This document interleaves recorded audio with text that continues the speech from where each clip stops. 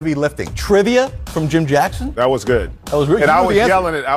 I was like, Moses Malone. A 51-point victory for the Dallas Mavericks. As Mr. Seaman said, Dallas' first win of the year, Clippers' first loss of the season. By the way, we will make a guarantee for you here in Studio B here in Atlanta. Uh-oh. We have much more competitive games coming your way. I guarantee you that the Nets-Hornets game will not be a 51-point margin as we welcome in Isaiah Thomas, Greg Anthony. Have you seen the Hornets play defense? Greg, it will not be a 51-point game. Okay, I'm just putting it out there. All right. Isaiah, go ahead. Where do you want to go with this one here? I don't, I really don't know where to go because, I've never seen anything like this in the regular season, particularly early in the regular season. And as I said at halftime, this isn't about strategy. Right. This is about professionalism from the players. This is about energy from the players. This is about enthusiasm.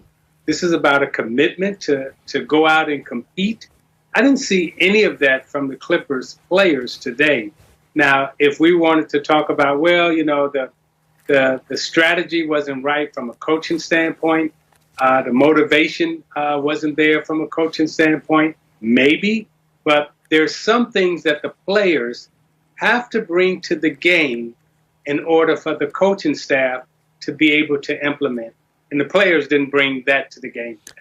As you see on the screen, the 50-point margin was the largest deficit at halftime in the history of the NBA, the shot clock era. Here's, to put it in perspective for you, the list. And this tops it all. We saw history today on this Sunday, the first Sunday in the regular season. And the Mavs, in fact, went up by as many as 57 at one point in the second half of this game. Just remarkable. I want to do my best to play devil's advocate. I'm going to try here, GA, for this one. I want to hear this. No Kawhi Leonard. Game started at 12:30 local time. You're coming off of two big emotional games against the Lakers on ring night. You're coming up against the Denver Nuggets the other night, the team that knocked you out of the playoffs after you blew a 3-1 lead. Mm-hmm. Is there any of that that's a valid excuse for why you fell behind by as many as 57 points? No. That's great. That's award-winning analysis. Greg goes, yeah, I want to hear this. Yeah, because first of all, no Kristaps Porzingis. Dallas is playing at 12:30.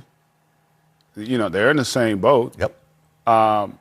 What you're supposed to be improved at is a weakness for them, or so they say in terms of rebounding. There really is no excuse for that kind of an effort. And what to me makes it even worse, as bad as it was, as historically bad as it was in the first half, you lost the second half. They lost the second half by a point. Yep.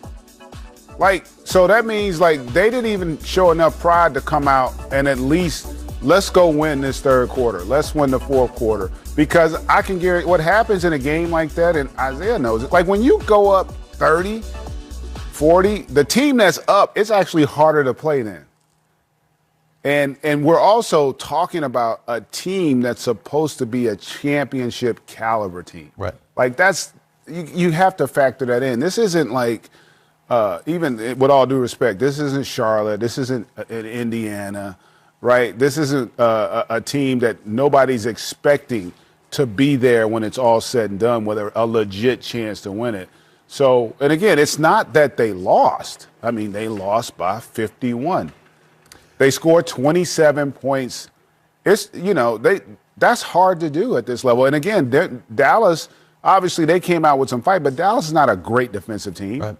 So, to me, and then the response of the second half, I actually would love to just hear the press conference. I want to hear what Ty Lue and the players are going to say, because that's going to be telling. We will do our best to effort that. We will take you back out live to Staples Center to hear from Ty Lue. And again, I want to hear from Stephen Ballmer too. I want to hear from the owner. Steve In, you're calling him. Okay. Yeah. Well, he'll come on.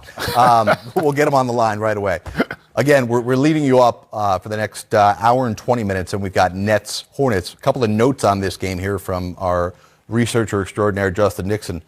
Clippers, largest loss in franchise history. And we're talking about the Clippers. They've had some bad losses. Yeah, they got some bad. Yeah, 51 points, the largest loss in Clipper history. It is the second largest win in franchise history for the Mavericks. Let's go to the hardest working player, presented by Duluth Trading Company. Easy for me to say, huh? It is Luka Doncic. Let's flip the script here, Isaiah, and talk about Luka the Don here. 24 points, 9 rebounds, 8 assists. Well, this is the reason why he's talked about as a potential MVP of our league, because he's doing it all. Not only is he putting pressure on the defense, he can assist, he puts it on time, on target. He's become a great leader for the Mavericks. You see him run the floor on the left-hand side, gets the N1, he's playing with enthusiasm.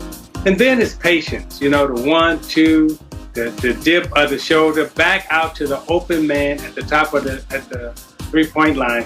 So he's very unselfish. He's giving.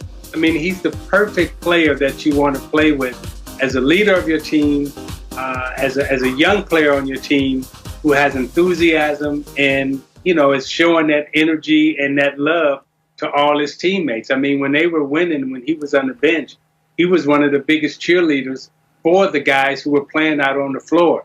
That says a lot. Those are things that you can't teach. Those are the intangibles. And that's why a lot of people have said that, hey, Luka will probably be one of the leading candidates, if not the MVP of the league this year. And Isaiah, it's a great point. I think ultimately it's going to be determined in terms of the MVP how his team does. Mm-hmm. If they're in a top 4, I think he's going to have a legit chance in that Western Conference.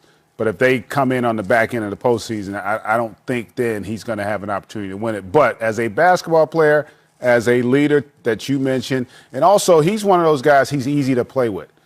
He is a ball-dominant player, but he's unselfish. He's a quick decision maker. He's improving defensively, too, just watching, even in this game today, although it's not a good example to use, but he's getting deflections. He understands position defense, which is so vital today because nobody can guard anybody one-on-one with the rules that we have in today's game and the skill with the range of some of these guys. So it's important to understand positioning, getting your hand in the passing lanes. He's improving in that area, and he's as much fun to watch as a basketball player as anybody we have in the league. It is. He truly is a basketball savant, and it's hard to imagine that this guy is still under 22 years of age. Yeah. Unbelievable. Luka, tremendous. Dallas avoids a 3-game losing streak. As I said, we're going to do our best to get back out to Staples Center. We have to hear from Ty Lue. We have to hear from some of the Clippers, all leading up to Nets-Hornets, which I'm guaranteeing will be a more competitive game, even though GA is skeptical. But we will bring you that at 7 o'clock Eastern. First, let's go back to Staples and hear from the winning coach, Rick Carlisle. This was obviously our best effort and our best performance of all the games, preseason and regular season. We had some uneven effort